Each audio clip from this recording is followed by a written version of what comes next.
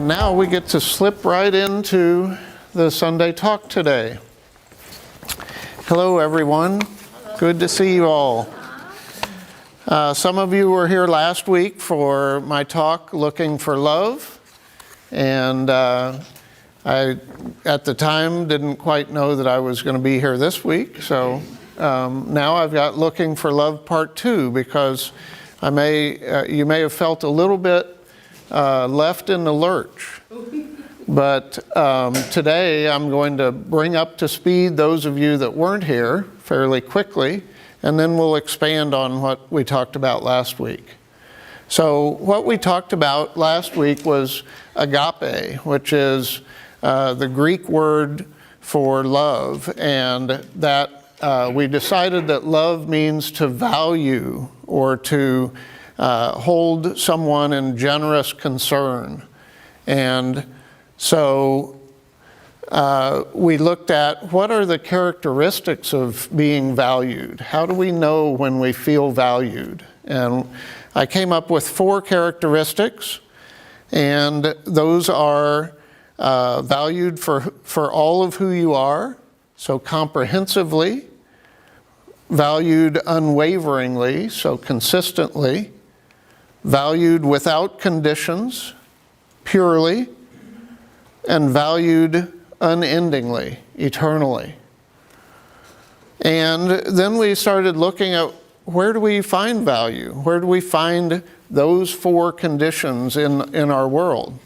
And I invited you to think about all of your experiences and whether you found all 4 of those conditions in any kind of relationship you have in the physical world.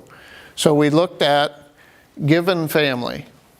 And, you know, we've all got stories about our families and the experiences we've had, and that in some ways, one of those 4 values probably isn't apparent all the time in our given family. So then we looked at chosen family. Friends, spouses, in-laws, pets.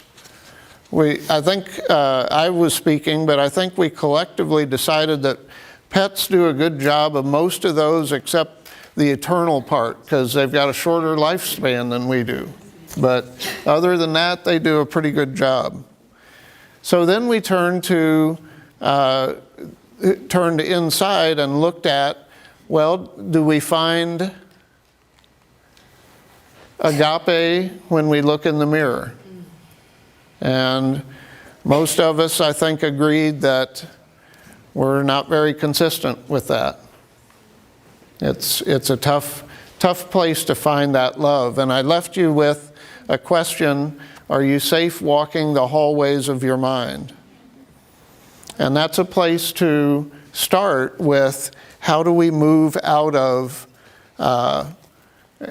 where we are and find the love that we're looking for?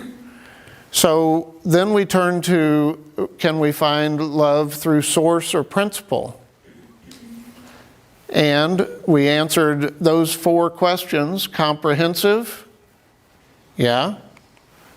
Consistent? Absolutely. Pure? Yes. Eternal? Yes. Whoops, there we go. So here's where we jump off from last week and talk about new things. So when we look for love in the wrong places, we're looking in places in this box. We look to ourselves, we look to chosen family, given family, all around. When we look that way, then we're forgetting that we're surrounded by source. Source is all around us. And so if we can't find agape in our earthly relationships, then let's narrow it down and let's just look at how do I find that agape, that unconditional love that I look for, as we all do. So we'll narrow it down to just each of us for a few moments here. So the first step is you recognize that, or believe that source is everywhere at all times. That's the first step in finding the love that we want and deserve. And in the New Testament, we have the New Testament passage where the apostle talks about source being in him, for in him we live, move, and have our being. Everywhere, all the time. And so what we end up having is, when we start down this path of believing that God is everywhere at all times, we have source all around us, right?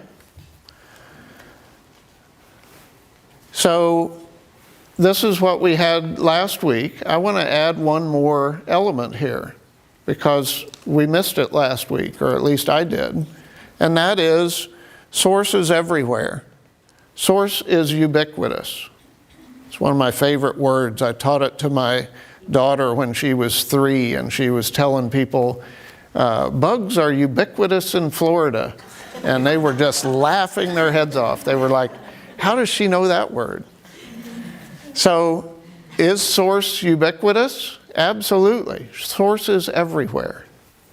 So, what we end up doing, though, is we think it's everywhere outside of us, right? This isn't yellow. And we often create a pretty serious boundary around our identity and source. And that's how we start step 2, which is to invite source into your heart. If source is out there, then we've got to do something to get out there or to reach source. If source is everywhere, then source is all through us too. But we don't realize that, or we don't live into that. So the first step is to invite source in. As humans, we've developed this amazing capacity to lock out source. We can keep source out of our energetic field to our detriment, but we can do it. You know, we can set that boundary. Or we can say yes to source. And how do we do that? See if I'm flipping the right way here. Well, Unity teaches us that there's several ways to do it, but they're all similar. One is through prayer. We make a conscious attempt to get quiet and allow source to come into our lives, to come into our hearts. Meditation is another aspect or another method of bringing source into our energetic field. And sacred scripture, studying sacred scripture, something that inspires us, that reminds us of who we are, that we're the offspring of God. The thing that's consistent about all 3 of those methods is you aren't looking out to other people for this. It's all about solitude. It's all about finding space where you can quiet your mind down so that you can hear your heart.